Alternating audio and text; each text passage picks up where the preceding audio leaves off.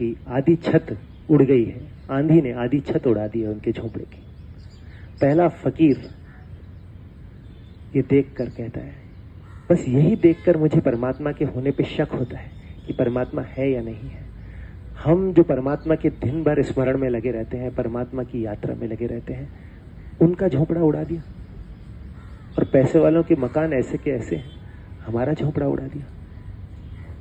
ये मन में सोच रहा होता है ये सारी बातें, और पीछे से दूसरा फकीर आता है और दूसरे फकीर को वो बोलने लगता है कि देखा तुमने क्या किया परमात्मा ने, हमारे झोंपड़े की आधी छत उड़ गई इस आंधी में।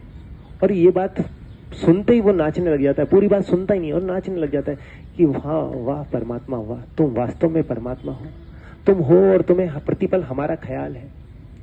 क्योंकि तुम नहीं होते तो आंधियों को क्या पता, आंधियां तो झोंपड़ा पूरा भी उड़ा सकती थी, आंधी तो पूरी छत को भी उड़ा के ले जा सकती थी।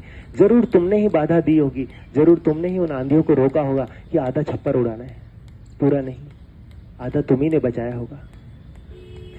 स्थिति एक ही है, दो व्यक्तियों की सोच कितनी अलग अलग है।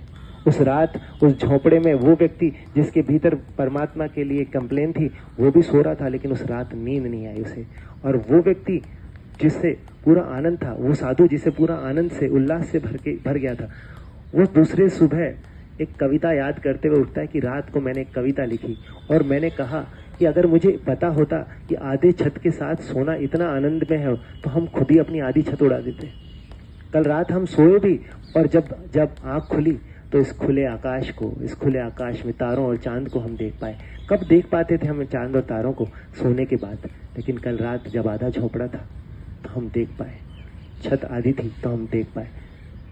सोच कर देखें कि ये सारी स्थितियां, ये सारी कहानियां आपके जीवन की स्थिति को बताती हैं। आप सोच